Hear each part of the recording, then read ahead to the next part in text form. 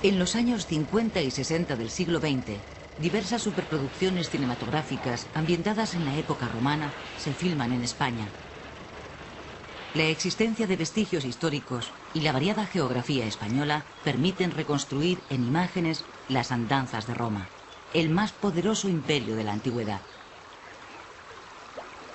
Las montañas de la sierra madrileña de Navacerrada se convierten en los fríos bosques de los germanos, el pantano de Manzanares el Real en la lejana Tracia, las llanuras de Colmenar en el sur de Italia.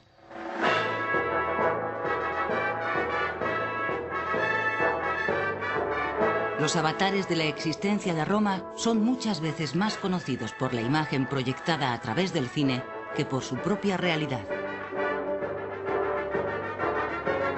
La retina del espectador recibía la luz de las intrigas y las espadas, de la corrupción de los emperadores y generales. En su memoria quedaba el fuego, la sangre y la crueldad de la ejecución de los mártires cristianos.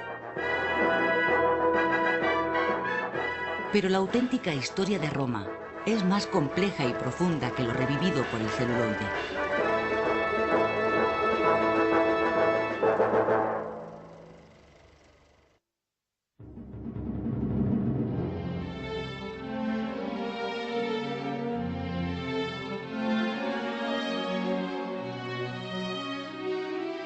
Entre los siglos III a.C. y el IV después de Cristo, Hispania era un dominio más del amplio mundo controlado por Roma. La herencia de la lengua, el desarrollo urbanístico, una excelente ingeniería civil y una sorprendente arquitectura pública testimonian la impronta que la civilización romana dejó en las tierras hispanas.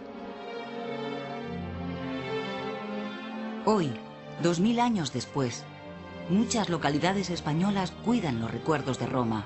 Puentes, acueductos, carreteras, teatros, circos atestiguan su grandeza.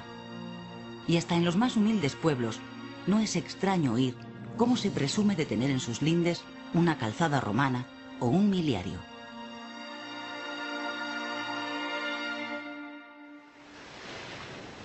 Roma había llegado a Hispania en el 218 a.C. para disputar a Cartago la supremacía en el Mediterráneo occidental. El enfrentamiento entre las dos grandes potencias sembró el territorio peninsular de muerte y desolación. Los antiguos pueblos ibéricos se aliaron o lucharon con una u otra potencia en función de las circunstancias y vieron con el fragor de las batallas desaparecer muchas de sus tradiciones. Roma se había presentado a los pobladores hispánicos como la potencia amiga que les rescataba del yugo cartaginés.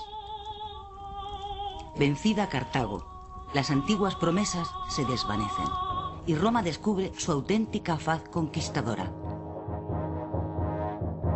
Divide el país en dos provincias, Citerior y Ulterior, e inicia una brutal explotación de los recursos del territorio.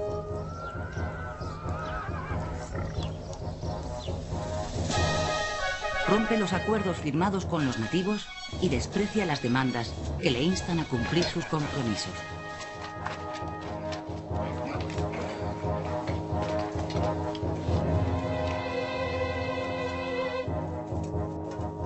Los antiguos aliados son ahora enemigos, y en el año 197 a.C., una rebelión generalizada de los pueblos hispánicos desafía la presencia romana en Iberia. El historiador Eliano cuenta que los celtíberos cortan las cabezas a sus enemigos muertos en combate y las cuelgan de sus caballos. Los generales romanos tildan con desprecio a los guerreros hispánicos de forajidos, como si la resistencia a la dominación solo pudiera ser resultado de criminal terror. No son más que bandidos, que si algún valor tienen para devastar los campos vecinos, incendiar poblados y robar ganados, nada valen en cambio en el ejército ni en un combate regular. Luchan más confiados en la huida que en sus propias armas.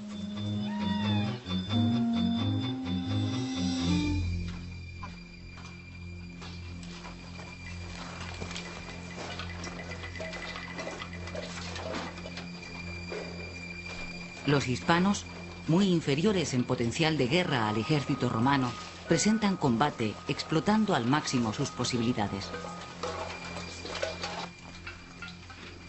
Equipados con armamento ligero, el conocimiento del territorio les permite escalar montañas, vadear ríos y aparecer para tender emboscadas o desvanecerse entre los bosques y las rocas.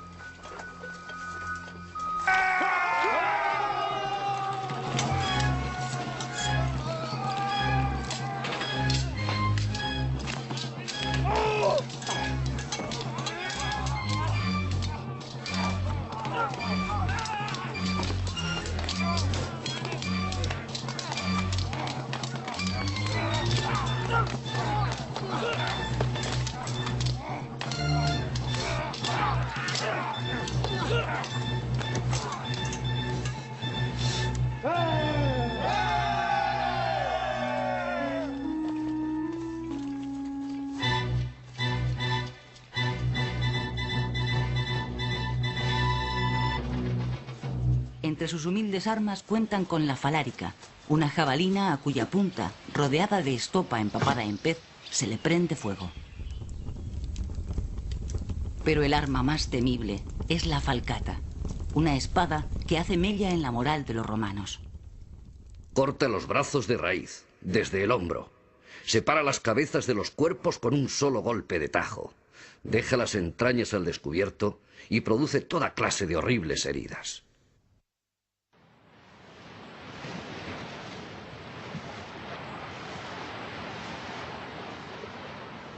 Dos años después de la rebelión ibérica, nuevas tropas romanas desembarcan en Ampurias. Una vez más, a través de la represión y la diplomacia, de la guerra y el acuerdo, de la hostilidad y el halago, Roma recupera su dominio e influencia en la península ibérica. Establece alianzas con las aristocracias nativas, implicándolas en la explotación de tierras y gentes.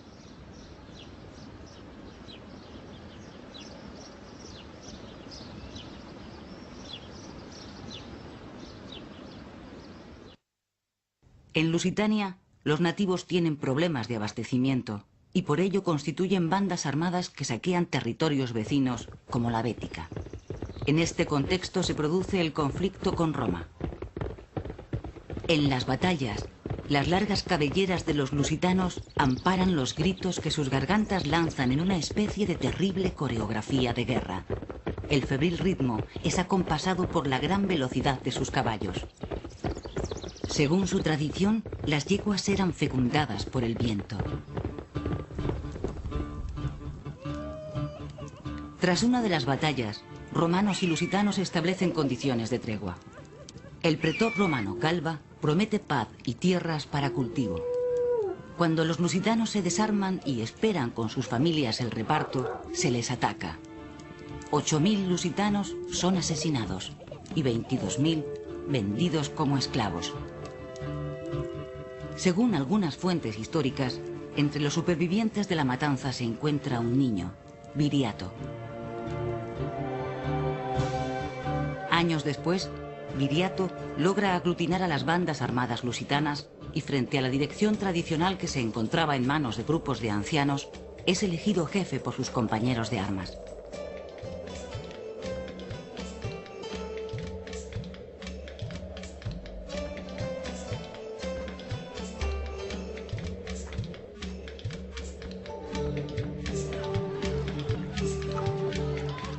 Cuentan que el día de su boda, Viriato asiste al banquete preparado por su suegro, el rico Astolpas. Pero este ha invitado también a los jefes romanos de la zona.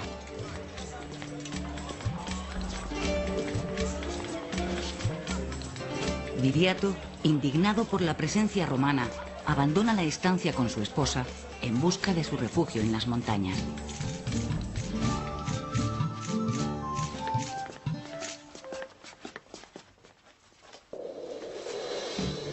Su historia trasciende la realidad para convertirse en leyenda. Las tradiciones españolas y portuguesas compiten por adueñarse de la imagen de Viriato, el héroe de la libertad, el espejo de la dignidad que refleja su carácter y su independencia.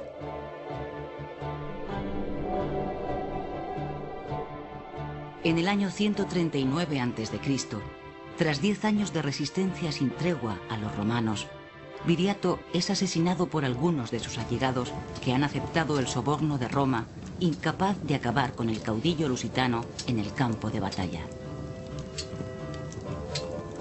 Pero los asesinos no reciben su recompensa, con la excusa de que Roma no paga traidores. Los lusitanos honran la memoria de Viriato. Su cadáver es tendido en la pira funeraria en la que se sacrifican en honor del héroe gran cantidad de víctimas. 200 guerreros, enfrentados de 2 en 2, luchan a muerte.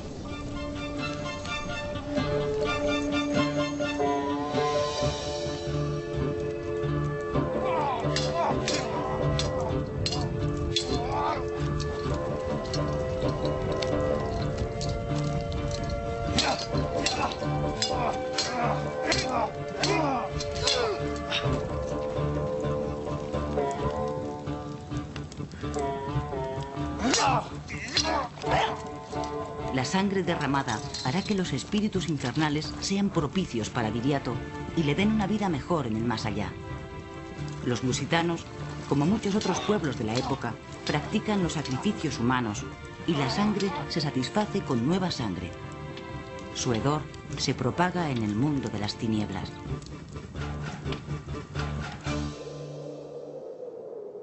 En el año 132 a.C., una ciudad celtíbera, Numancia, experimenta un importante crecimiento demográfico por la llegada de pueblos vecinos sojuzgados por Roma.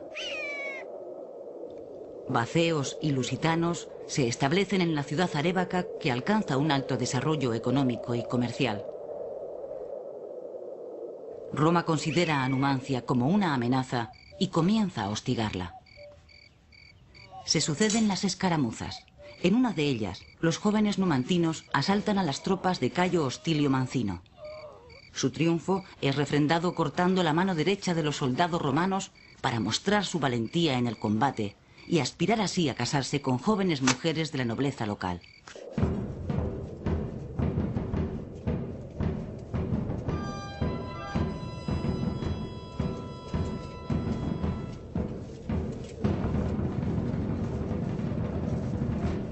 Tras diversas batallas, Mancino firma la paz, pero es desautorizado por el Senado de Roma, que la considera deshonrosa.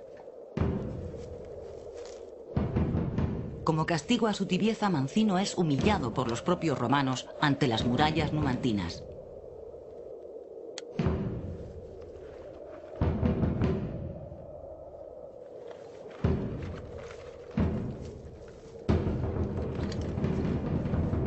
Los fracasos militares de Roma se deben no solo a la mediocridad de sus generales, sino muy especialmente al negocio generado por la continuidad de la guerra. Los soldados, cada vez más indolentes, se enriquecen con la venta de los botines de guerra a los mercaderes asentados junto a los campamentos romanos.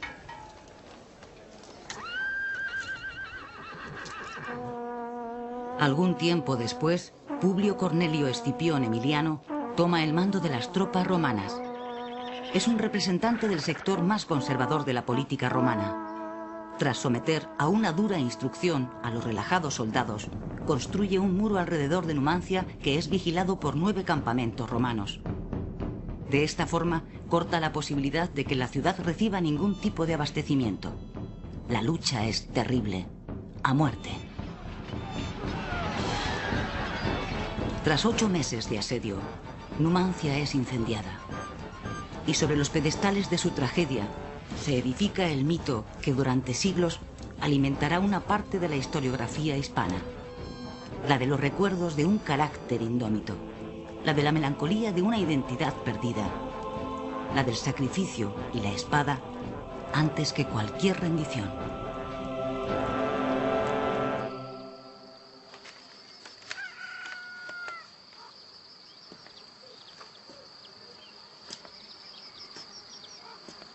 Roma basa su gloria en las victorias en las batallas. El triunfo garantiza a los generales romanos una rápida ascensión política y social. El historiador griego Polibio, que suele acompañar a Escipión en sus campañas, refleja en sus escritos la idiosincrasia guerrera de Roma.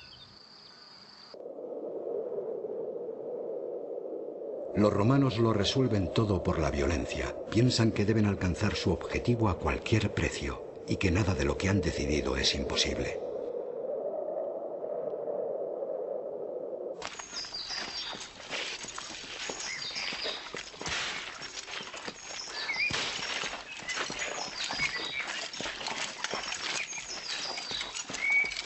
Los numantinos supervivientes son vendidos como esclavos. La sociedad romana es esclavista y se basa en la separación entre ciudadanos libres y esclavos.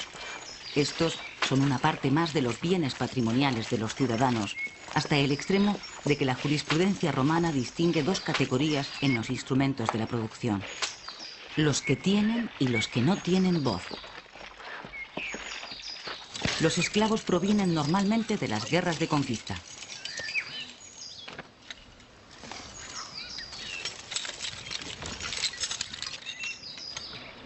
El escritor Diodoro relata el desarraigo sufrido por los derrotados. La mayor parte de los prisioneros bárbaros, mientras marchaban por los caminos, unos se suicidaban, otros se daban muerte entre sí, pues no soportaban el ultraje derivado de la esclavitud.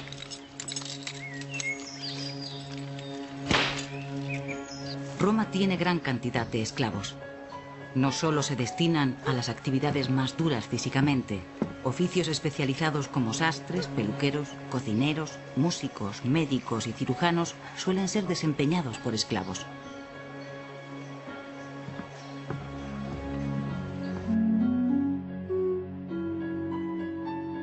Algunos de los esclavos adquieren por concesión de sus amos, que quieren con ello premiar su fidelidad y trabajo, la condición de libertos.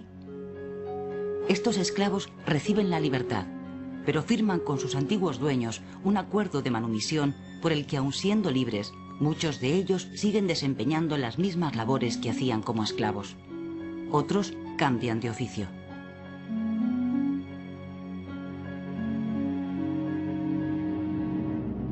En origen, los ciudadanos libres eran, en función del arraigo de su estirpe, patricios o plebeyos. Los plebeyos, tras largas reivindicaciones, habían conseguido desde el año 367 a.C. que se fijasen por escrito las normas del derecho consuetudinario que igualaban a patricios y plebeyos en derecho civil, penal y procesal. Desde entonces, la vieja distinción deja de ser relevante, surgiendo otra en la que será la riqueza y no el nacimiento el principal criterio para dividir la sociedad. Así, solo los ciudadanos más ricos pueden acceder a las magistraturas superiores y por ello mismo al Senado. El Senado es el organismo político supremo. En la época republicana cuenta con 300 miembros. Su función es dirigir la política exterior, orientar la legislación, decidir la política financiera y asesorar a las magistraturas. Al frente del gobierno de Roma se encuentran 2 cónsules elegidos por periodos de 1 año. En caso de excepcionalidad se nombra un dictador que asume todos los poderes.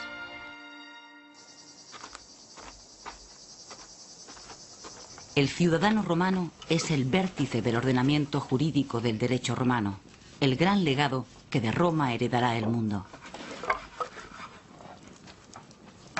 Los extranjeros son considerados peregrinos. No están sujetos al derecho romano, sino que son regidos por un derecho de gentes.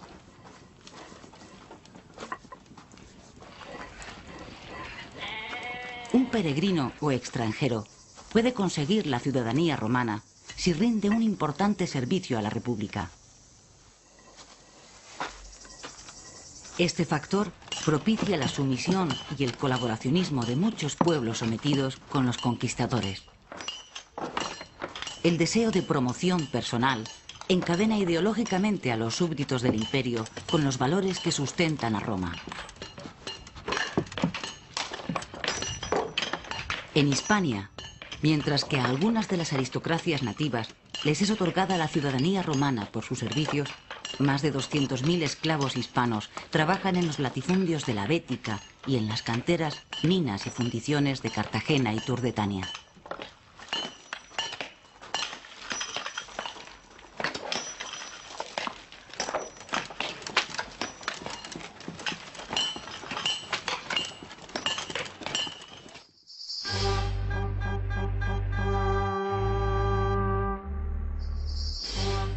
En el año 82 a.C., cuando Roma ocupa la mayor parte de la península ibérica, las aristocracias romanas trasladan a Hispania sus propias rencillas. Una cruenta guerra civil enfrenta al cónsul Mario con su antiguo lugarteniente Sila.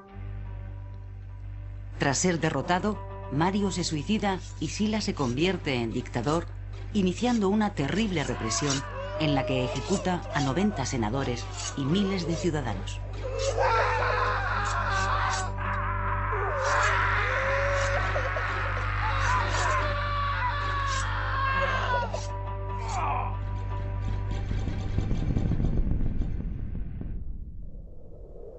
El general romano Sertorio, partidario de Mario, se refugia en Hispania. Crea un estado paralelo al romano desde el que dirige la lucha contra el dictador. Se atrae a algunas tribus hispanas e incluso funda una escuela en Huesca para instruir a los hijos de las aristocracias indígenas. Tras 10 años de guerra, muerto Sertorio, el general Pompeyo, defensor del Senado, acaba con el sueño de independencia. Reintegra Hispania a la República Romana y castiga a los rebeldes.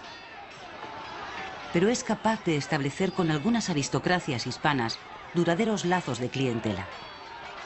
A cambio de su inmunidad y protección, estos pueblos ibéricos han de reconocer la hegemonía romana, pagar tributos y supeditar su política exterior a los designios de Roma. Tras la abdicación de Sila, Pompeyo acapara el poder romano.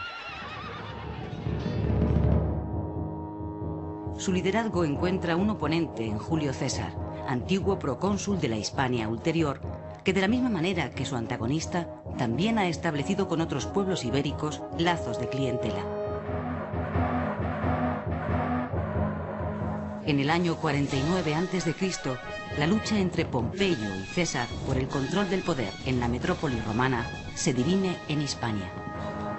Las distintas poblaciones nativas combaten al lado de un contendiente u otro en función de los acuerdos suscritos. Pompeyo es vencido en Lleida, nuevamente derrotado en tierras griegas y al fin asesinado en Egipto.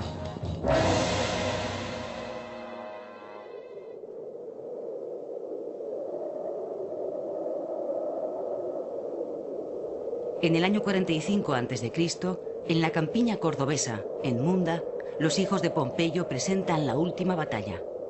César los derrota y se hace amo de la República Romana.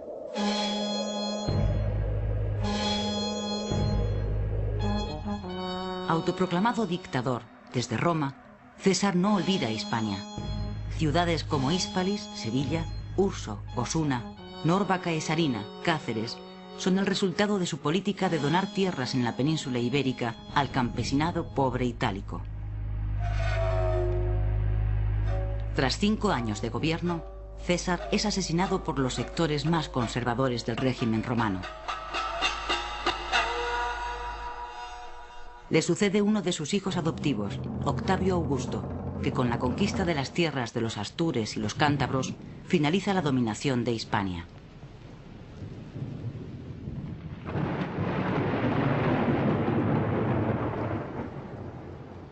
El geógrafo e historiador Estrabón describe la conmoción que para los nativos supone la pérdida de la libertad. En la guerra de los cántabros, unas madres mataron a sus hijos antes de ser hechas prisioneras, y un niño, estando encadenados sus padres y hermanos, se apoderó por orden de su padre de un acero y los mató a todos.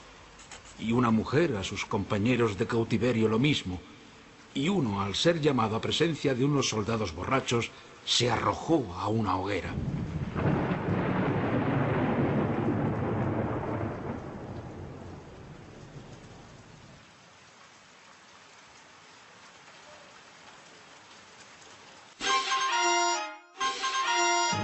Roma ha tardado 200 años en apoderarse de Hispania. Tras la conquista, por primera vez en su historia, el territorio peninsular ibérico se encuentra sometido a una misma autoridad política.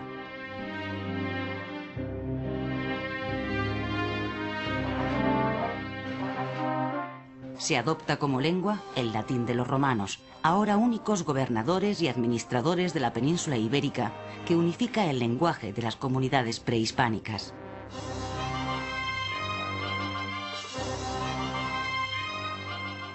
El proceso de adaptación al nuevo orden romano resultará duro para buena parte de los habitantes de Hispania, que tienen que renunciar a muchas de sus costumbres y aceptar una civilización basada en la concentración de la población en grandes urbes.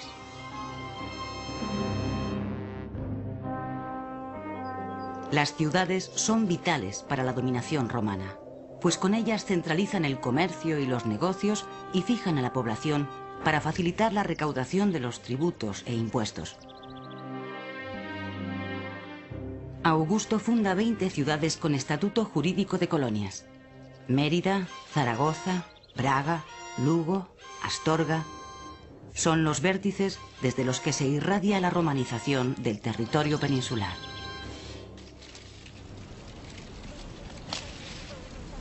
Mientras Roma se gana a algunos dirigentes indígenas con la promesa de poder obtener el derecho de ciudadanía romana, en otros lugares de Hispania se arrebatan tierras a los propietarios nativos que se parcelan y distribuyen entre los veteranos de las legiones romanas. El patetismo de la situación en que quedan acá o allá los antiguos dueños expropiados es descrito por Virgilio en sus Bucólicas. Ah, Lícidas, haber vivido para que un extranjero, cosa que nunca había temido, adueñado de mi campillo, diga: esto es mío, emigrad los viejos colonos. Ahora, vencidos, amargados, pues la fortuna lo cambia todo, le enviamos estos cabritos. Que mal le aprovechen.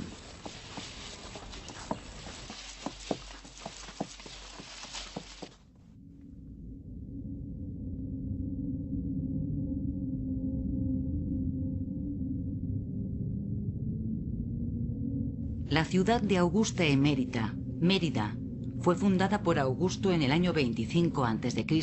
para acoger a los veteranos de las legiones que habían participado en las guerras cántabras. Su situación y la riqueza de la tierra enajenada y repartida entre los legionarios, más de 120 kilómetros cuadrados, propician su desarrollo. La unión de los soldados romanos, convertidos en agricultores, con mujeres nativas, y el afluir de gentes atraídas por el comercio y la posibilidad de trabajo, generan una nueva sociedad que convierte a Mérida en una de las ciudades más importantes del occidente.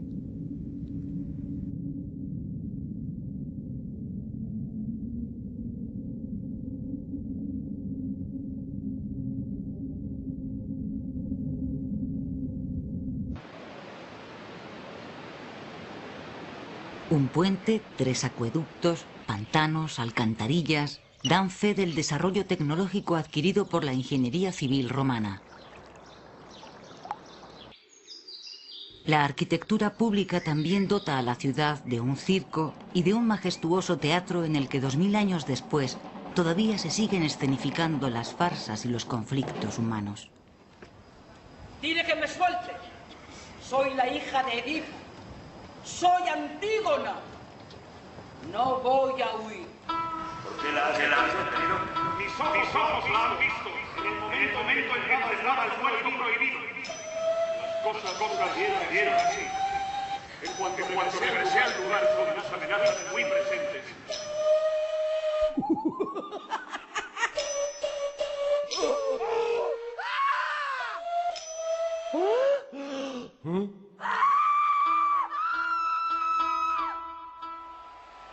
En el anfiteatro se homenajea a la muerte, evocando los antiguos sacrificios.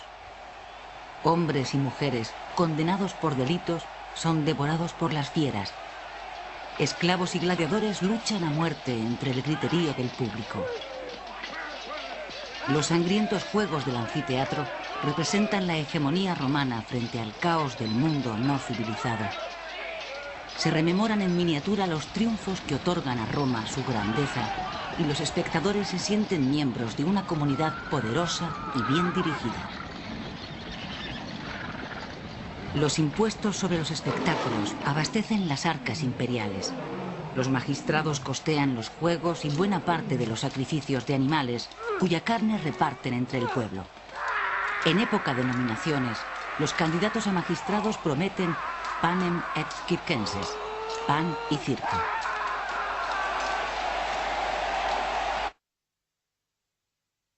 En el año 27 a.C., Augusto divide Hispania en 3 zonas, 2 bajo su control directo como emperador, la Tarraconense y la Lusitania, poseedoras de minas con abundante oro, estaño y plata, que requieren fuertes contingentes militares.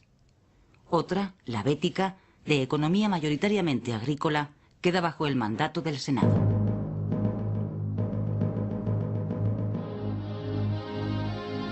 Pacificado el imperio tras las guerras civiles y cerradas las fronteras, la paz romana se impone en el orbe. Los poetas cantan las excelencias del hombre que la ha hecho posible, el designado por los dioses, Augusto. A su muerte es divinizado por sus seguidores que propician el culto imperial. En Tarragona, una de las ciudades más importantes de Hispania, la monumentalidad urbana se impregna del recuerdo a Augusto.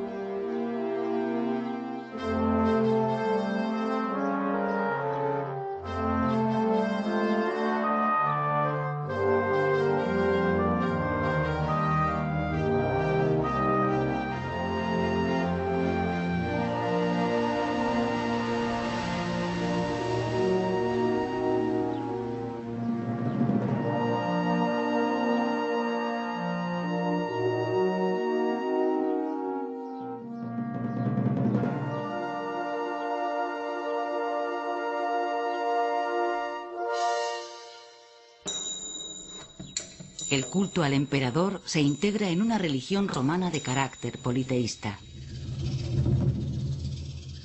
Cada dios tiene sus atribuciones y sus poderes medicinales, como Diana, diosa de la naturaleza, Marte, dios de la guerra, Mercurio, del comercio y la elocuencia, Ceres, diosa de la tierra y de los cereales, Esculapio, de la medicina.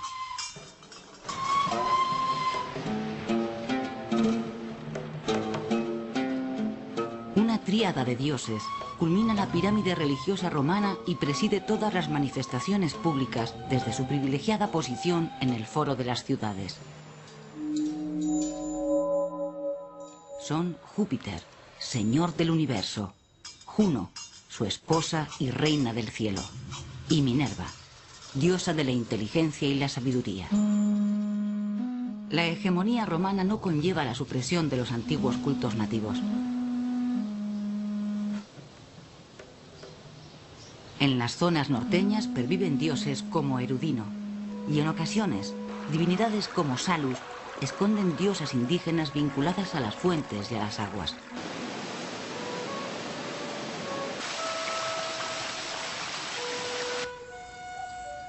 En Betonia, las antiguas esculturas de berracos transforman su carácter religioso para convertirse en estelas funerarias.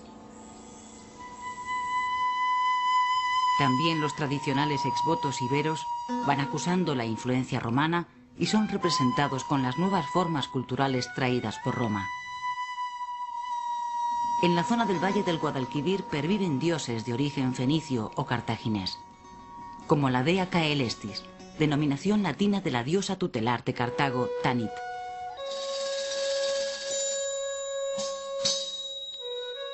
El dios fenicio Melkart se convierte en el Hércules gaditano.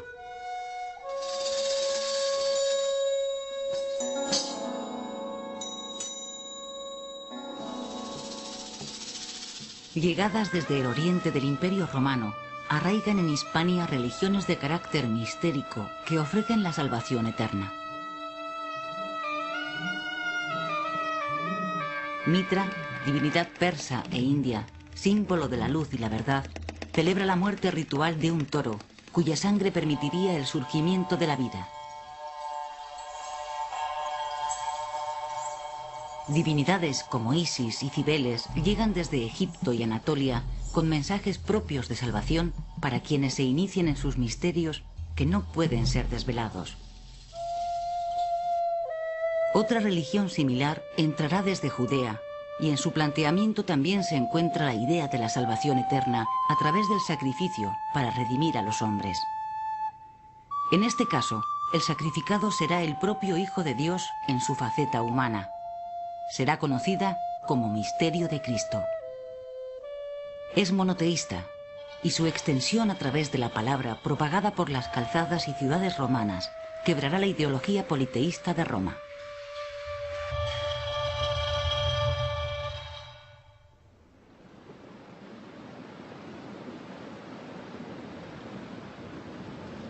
Los hispanos se integran cada vez más en el mundo romano. En el año 74, el emperador Vespasiano concede el derecho latino a una gran cantidad de ciudades hispanas y les otorga estatus de municipios romanos.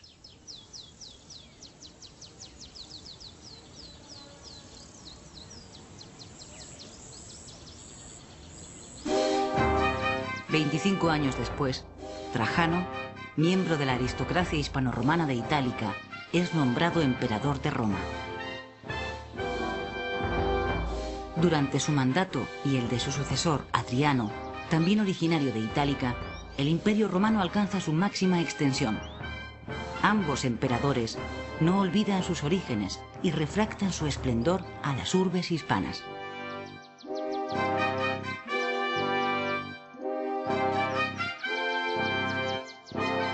La ciudad concentra los fastos públicos, la administración, la justicia, el comercio, pero es indisociable de los campos que la rodean.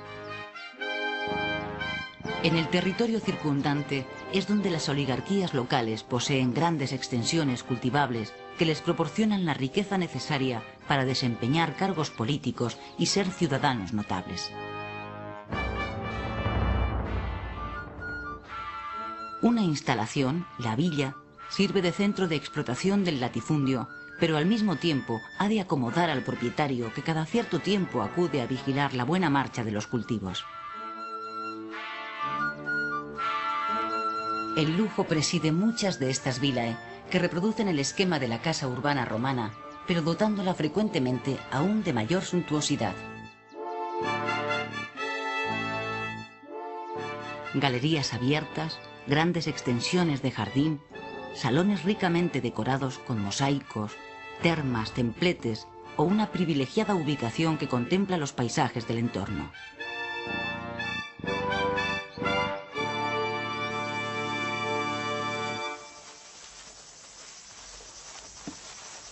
Los campos hispánicos producen copiosamente y generan gran riqueza: trigo, cereales.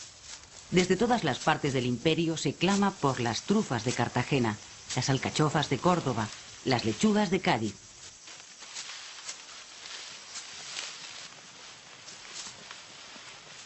El vino tiene grandes restricciones para su exportación, debido a las medidas proteccionistas de los latifundistas itálicos. Solo el de Cádiz se comercializa fuera de Hispania, quedando el resto para consumo interno.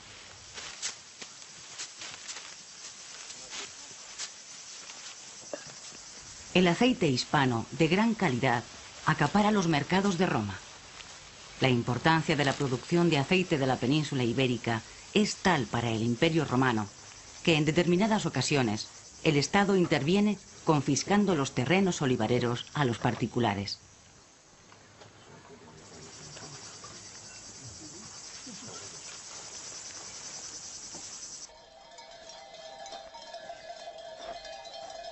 En Extremadura, las piaras de cerdos ocupan los bosques y en el norte cobran reconocida fama los caballos astures y galaicos. Las tierras de la meseta acogen la cría de diferente ganado. Se hacen experimentos con ovejas buscando una lana de mayor calidad.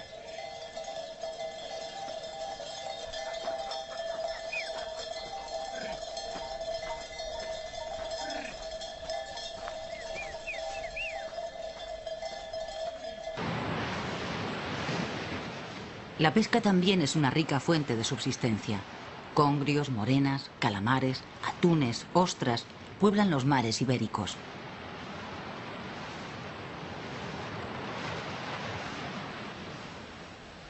La industria de salazón y la conservera impulsan la producción de cerámica para los envases y recipientes necesarios en su comercialización. En el Valle del Guadalquivir, los artesanos son reconocidos por fabricar excelente vidrio.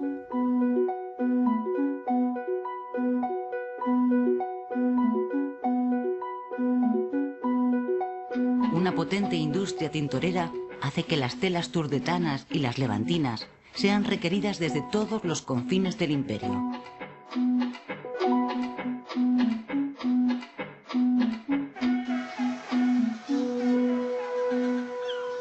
Los puertos marítimos son lugar de encuentro de agentes delegados, negociadores, cofradías de navieros que comercian con Roma, pero también con Alejandría, Siria, Britania, Germania.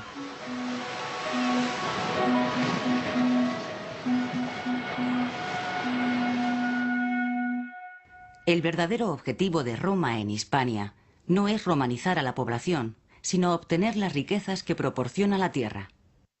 En función de ello, planifica su dominio, lo que hace que muestre escaso interés por Celtiberia y el norte peninsular.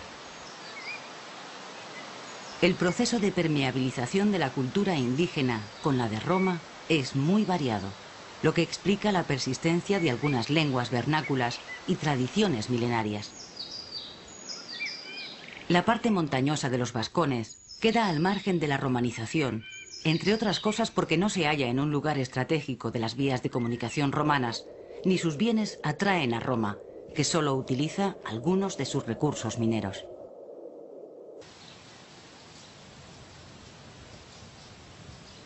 En Galicia y Asturias el interés de Roma son las minas. Por ello propicia la aparición del mercado como forma intermedia de enlazar los castros diseminados y los centros mineros.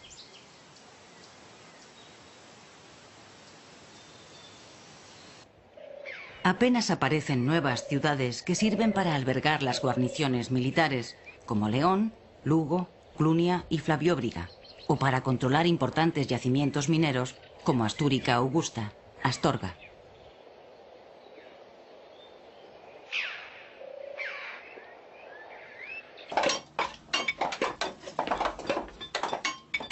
En las minas se explota hierro, cobre, pero lo que más codician los romanos son los metales preciosos, el oro y la plata. Las condiciones de los esclavos que trabajan en ellas son muy penosas. También son duras las de los trabajadores libres que ejercen la minería a cambio de un salario. Para mejorar sus condiciones de trabajo, los mineros crean las primeras corporaciones obreras que son reconocidas por la administración romana.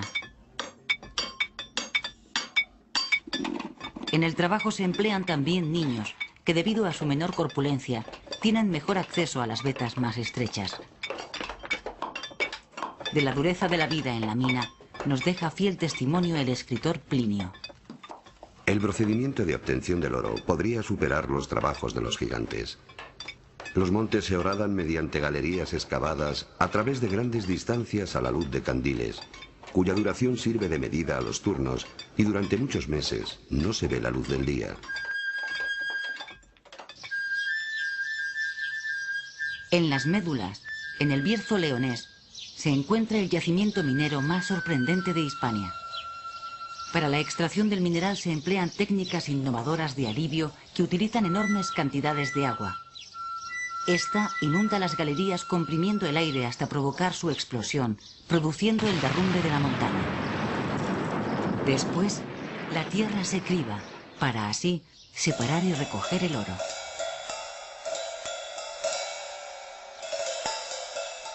Dos 2000 años después, un paisaje peculiar, declarado Patrimonio de la Humanidad, recuerda la pasada fiebre del oro que proporcionó tantas riquezas al Imperio Romano y tanto sufrimiento a los mineros que las hicieron posibles.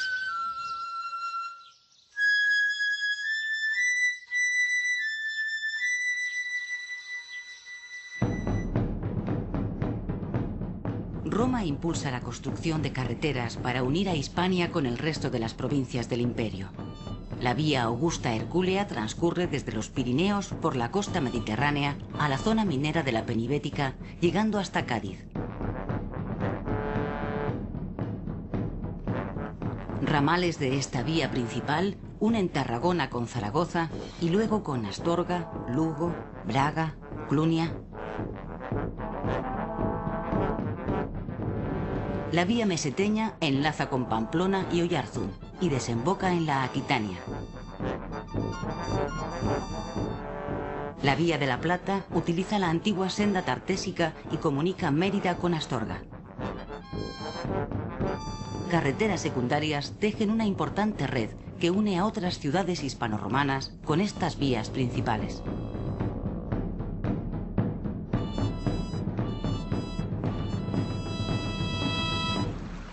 Una ruta fluvial utiliza el Guadalquivir hasta Córdoba y se navegan diversos tramos del Guadiana, el Duero, el Miño, el Tajo y el Ebro.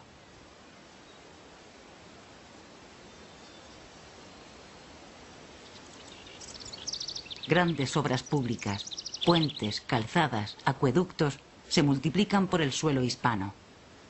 Un riguroso control administrativo del censo y de los impuestos consigue grandes tributos y rendimientos del patrimonio imperial. Aduanas, arbitrios de entrada y salida de las ciudades, pagos de peaje y una compleja red de funcionarios en los centros de producción, exportación y en los puertos crean un difícil entramado burocrático al servicio de los intereses de Roma.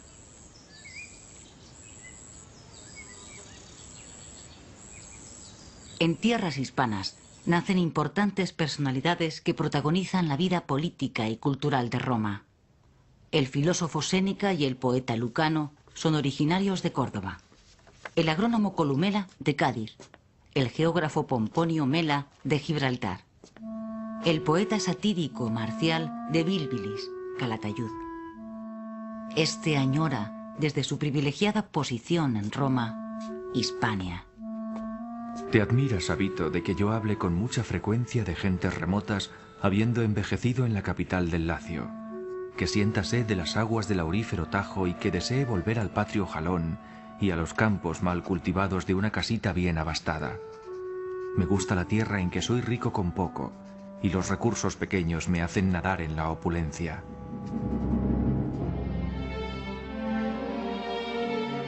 La sociedad hispánica se ha imbuido en las costumbres y la ideología de Roma.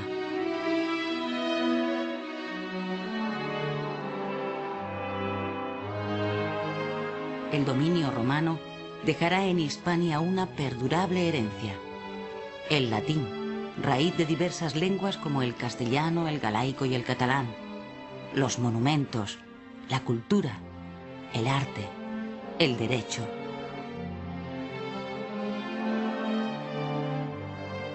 Una buena parte de la España moderna se construirá sobre los cimientos legados por Roma.